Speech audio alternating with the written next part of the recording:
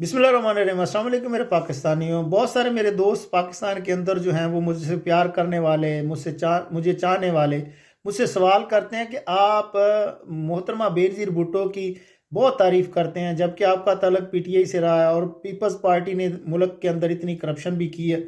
اس کے باوجود آپ محترمہ بینظیر بھٹو کے جو ہے وہ لیے اچھے الفاظ استعمال کرتے ہیں۔ تو میں بھائیوں سے، دوستوں سے ریکویسٹ کرتا ہوں کہ ہر انسان کی عزت کرنی چاہیے۔ محترمہ بینظیر بھٹو ایک عورت تھی، تو عورت کی عزت جو ہے وہ ہم پہ واجب ہے، لازم ہے۔ اگر اللہ کے نبی نے عورت کو جو ہے، حضور اکرم صلی اللہ علیہ وسلم کی ذات اقدس نے اتنا تقدس دیا ہے، اتنی اہمیت دی ہے، اتنا احترام دیا ہے، تو ہمارے اندر بھی جو ہے وہ یہ بحیثیت مسلمان ہمیں بھی عورتوں کا احترام کرنا چاہیے۔ ہمارا دین، ہمارا مذہب ہمیں سکھاتا ہی یہ ہے۔ یہ جو ابھی پاکستان کے اندر گند چل رہا ہے، جو گند اچھالا جا رہا ہے ایک دوسرے کے اوپر، وہ تو سن کے دیکھ کے جو ہمارے ساتھ جو ہے وہ شرم سے جھک جاتے ہیں، اور ہم اپنے آپ کو مسلمان کہلانے کے بھی حقدار نہیں ہیں، کیونکہ اللہ تعالیٰ بولتا ہے کہ آپ عیبوں پہ پردہ ڈالیں، ہم وہ کرتے نہیں ہیں اور مسلمان ہونے کا بھی دعویٰ کرتے ہیں۔ خیر، یہ ایک لمبی بحث ہے۔ پیپلز پارٹی نے بڑی کرپشن کی جس کے ذمہ دار زرداری صاحب ہیں۔ میں کبھی بھی پیپلز پارٹی کا سپورٹر نہیں رہا، نہ میں نے سپورٹ کی ہے۔ جو ملک کو لوٹتے ہیں، ملک میں کرپشن کرتے ہیں، میں ان کے سب کے خلاف ہوں، خواہ ان کا تعلق کسی بھی پارٹی سے ہو۔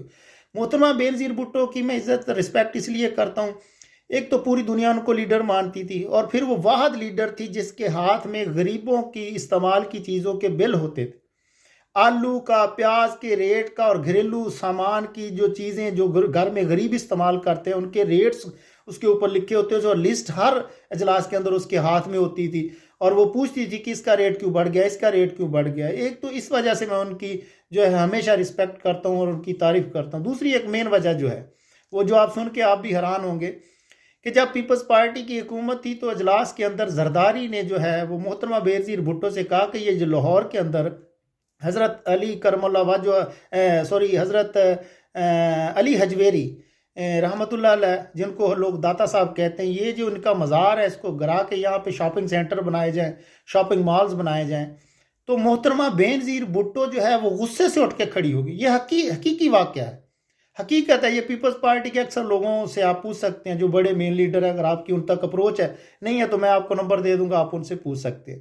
محترمہ بینظیر بھٹو غصے سے اجلاس میں اٹھ کے کھڑی ہو گئی اور زرداری صاحب سے کہنے لگی کہ جس بندے نے پورے پاکستان نہیں، پوری بر صغیر کے اندر، پوری دنیا کے اندر اسلام پھیلایا ہے، آپ یہ چاہتے ہیں کہ میں ان کے دربار کو، ان کے مزار کو گرا کے وہاں پہ شاپنگ سینٹر بنا دوں، جہاں سے ہزاروں لوگ جو ہے روزانہ رزق اور روٹی کھاتے ہیں؟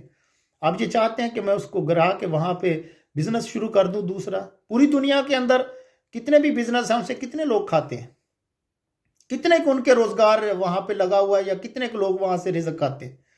لیکن حضرت علی حجویری کرم اللہ وجہ اور رحمۃ اللہ علیہ، جن کو لوگ داتا صاحب کہتے ہیں، ان کے دربار سے ان کا کیا بزنس تھا، ان کا کیا کاروبار تھا کہ وہاں سے پورا لاہور نہیں، پوری پاکستان کے لوگ وہاں سے روزی روٹی کھاتے ہیں؟ تو محترمہ بینظیر بھٹو نے کہا کہ اس ٹاپک کے اوپر جو ہے مجھ سے نیکسٹ بات بھی نہ کی جائے، اور پھر اپنے پروٹوکول کو چھوڑ کے اپنے جو پرسنل گن مین ان کے ساتھ وہاں پہ دربار پہ گئی، اور جب مطلب یہ ہے کہ وہاں پہ دربار سے گزر رہی تھی تو وہ کھڑے ہو کے گاڑی سے خود اتر کے نکل کے ننگے پاؤں وہاں سے انہوں نے دعا کی اور معافی مانگی۔ وہاں ان کے ساتھ لوگ تو یہ بتاتے ہیں کہ انہوں نے معافی مانگی کہ میں کبھی زندگی میں اگر میرے اوپر ایسا وقت ہے تو مجھے موت دے دینا، لیکن یہ کام جو ہے یا اللہ مجھ سے نہ کروانا۔